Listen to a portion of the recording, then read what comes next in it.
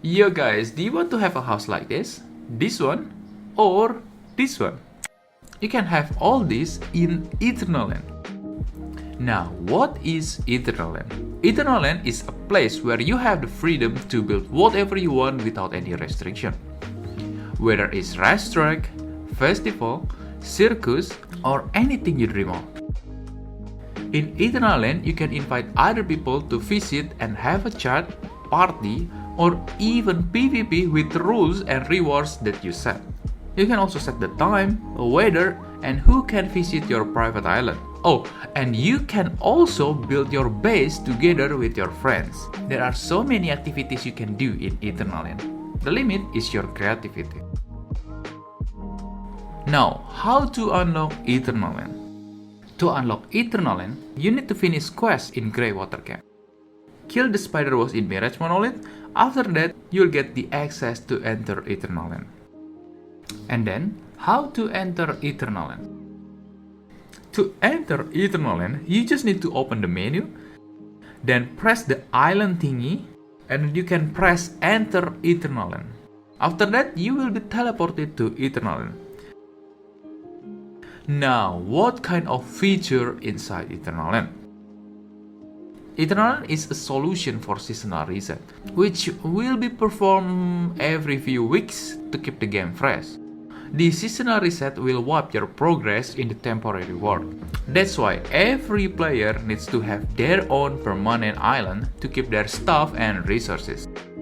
So Eternalland will be a permanent island that will never get wiped or reset. And every player have to move their items and materials from the temporary world to Eternalland. These are the items that will not get wiped during seasonal reset. Items like Star Chrome, outfits, blueprints that you get through gacha, weapon mods, furniture, and many other stuff. Basically, almost everything get carried over, so you don't have to worry about it. And there are some items that you can transfer from the temporary world to Eternalland, such as weapons, armor, even resources like medicine and bullet. To transfer items from temporary world to Eternalland, you can use depot or base terminal that everyone has inside their base. There is no limit for the items you can bring to Eternalland, but you will need a currency or points if you want to transfer your items from Eternalland to the main world. It's called material points. And also you need to remember, this currency will not get carried over and will be deleted after a season ends. So make sure to use all the points you have. As long as you have the points, you can transfer your items from Eternalland to the main world. And there is another stuff that will get deleted after the season ends, such as character level, energy link, map, and stronghold progress. It's not biggie really. Resetting the exploration progress means you can get the reward again in the next season. The currency that we will be using in Eternalland is divided into 3 categories. First, Astral Sand. Second is Astrolite. And the last one is the one that we talked about earlier, material points. Astral Sand is a currency that we use to buy stuff inside Eternalland, such as building structures and furnitures. You can get Astral Sand by selling your items. And then we have Astrolite. Astrolite is an exclusive currency to buy decorations such as trees, stones, and other stuff. And you can also get this Astral Sand and Astrolite by doing quests. The third one is material points. We already talked about this before, and you will need material point if you want to transfer your items from Eternalland into the temporary world. Other interesting feature inside Eternalland is the freedom for us player to set whatever you want, such as weather, time, activities such as PvP and other stuff. You guys also need to know the differences between PvE and PvP server in One Human. In PvE mode, player will fight against special boss exclusively in PvE server. While PvP server, you can experience guild versus guild fight.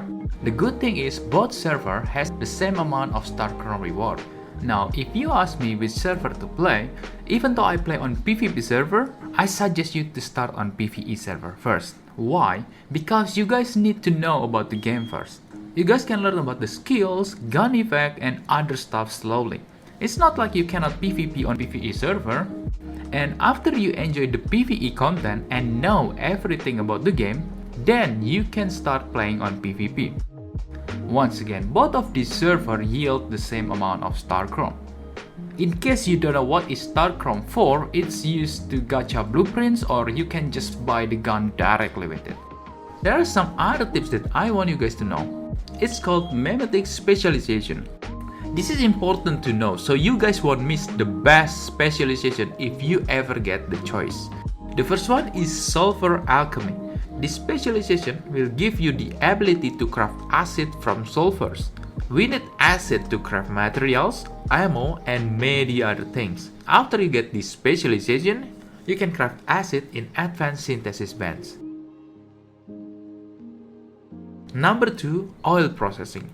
This specialization will give you the ability to turn Stardust ore and a portable mixed fuel into Stardust source. Stardust resource is used for leveling up our weapon calibration. You can find oil from car luggage, and Stardust ore can be found from mining in polluted area.